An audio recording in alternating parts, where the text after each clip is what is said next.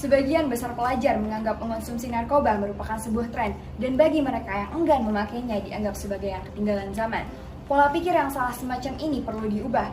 Perlu adanya upaya untuk menyadarkan generasi kita tentang narkoba dan membalikkan pola pikir mereka tentang narkoba itu sendiri. Bagi yang semula menganggap narkoba itu keren, menjadi pola pikir yang menganggap bahwa narkoba itu primitif. Bukan hanya itu saja, ketika bangsa sangat memprihatinkan, kehancuran bangsa Indonesia dimulai dengan narasi baru, yaitu narkoba. Narkoba perlahan menyelinap, lalu masuk ke sendi-sendi dan menjadi bibit baru bagi generasi Indonesia. Mari kita dengarkan beberapa sudut pandang tentang nafza. Oke, baik. Menurut saya untuk nafza sendiri benar tadi kata Nabila. Nafza itu bukanlah suatu hal yang asing bagi kalangan seperti kita, yaitu pelajar. Mengapa demikian? Informasi tentang nafza sendiri sudah banyak kita bisa lihat dalam media sosial. Di mana dalam media sosial ini ya tidak jarang kita sebagai pelajar memainkannya, kita masuk dalam dunia media sosial. Tentunya di sana banyak sekali informasi mengenai hal tersebut. Nah, banyak sekali alasan para pelajar ini mencoba yang namanya nafza. Entah itu dia penasaran, entah itu dia diajak oleh temannya, entah itu dia menganggap bahwa menggunakan nafza itu adalah suatu hal yang wow, suatu hal yang membuat value dia itu naik. Padahal sebenarnya itu tidak. Mengapa demikian? Orang yang memiliki value yang tinggi pasti akan memperhatikan diri mereka, akan memperhatikan kesehatan diri mereka. Justru nafza sendiri seperti yang kita ketahui, ya emang enak, tapi cuma di awal. Enaknya dikit, tapi sangat merusak tubuh keseharian kita, bukan hanya pada masa kini tapi juga untuk masa depan kita. Contohnya seperti apa? Orang yang menggunakan nafza, bahkan orang yang sudah kecanduan, tentu bisa berdampak dalam keseharian mereka, entah itu dalam segi fisik maupun mental. Untuk segi fisik sendiri, orang yang menggunakan nafza, seperti yang kita bisa lihat, ada banyak orang yang mungkin dalam keseharian mereka lesu, mereka menjadi ya lemah, letih, lesu, cepat capek, mudah ngantuk, cepat tidur. Ya pokok intinya itu dia memiliki tubuh yang kurang kuat gitu. Mereka lebih cepat lemah. Sedangkan untuk dalam segi mental, banyak sekali orang yang sudah candu ini mereka merasa introvert. Mereka merasa apa ya istilahnya? Bukan kecil. Tapi mereka merasa bahwa mereka nggak perlu bergabung kepada teman-teman yang lain.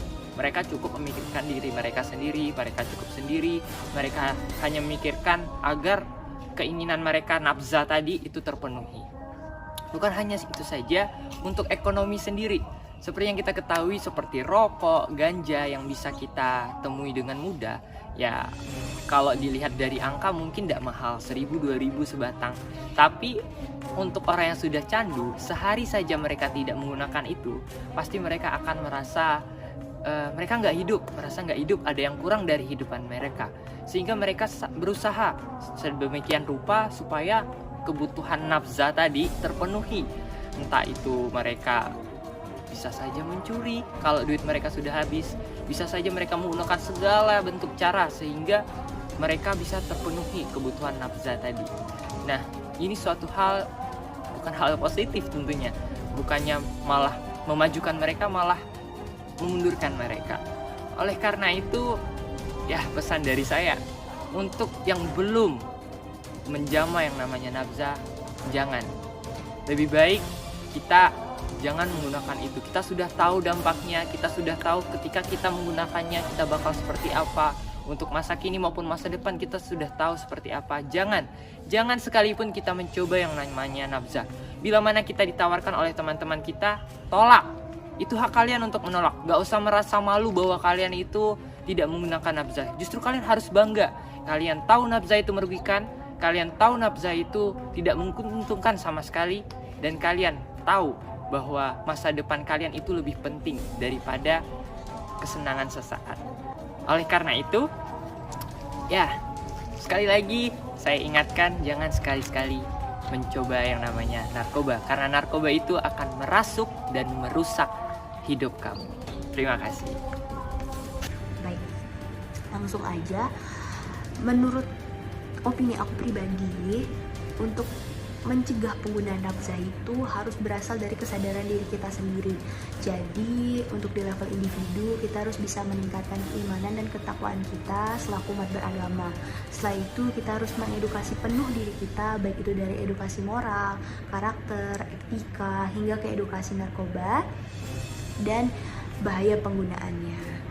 Lanjut ke level keluarga dan lingkungan, kita harus bisa membuka pandangan kita lebar-lebar mengenai lingkungan yang ada di sekitar kita. Apakah lingkungan itu sehat, baik, atau hanya menjerumuskan kita ke hal-hal yang negatif. Lalu kita juga harus bisa nih memilah-milah, atau istilahnya bisa dibilang pintar dalam bergaul, agar kita tidak terjerumus ke pergaulan-pergaulan bebas yang nantinya akan memberikan efek yang sangat buruk, tidak hanya di masa sekarang namun juga di masa depan. Dan selaku Duta Wisata, kami Bujang Dayam Kabupaten Belitung juga akan berkolaborasi dengan berbagai stakeholder untuk membentuk program-program yang nantinya akan menyibukkan pelajar-pelajar Kabupaten Belitung dengan hal-hal yang positif. Jadi selain untuk mengedukasi dan menjauhkan pelajar-pelajar dan remaja-remaja masyarakat kita dari narkoba, juga akan mengasah keterampilan dan meningkatkan produktivitas hingga kualitas sumber daya manusia yang ada. So, say no to drugs. Terima kasih dan selamat malam. Penyalahgunaan nafzah sudah mulai disadari oleh sebagian besar dari bangsa kita. Bersama kita bisa, ayo perangi narkoba.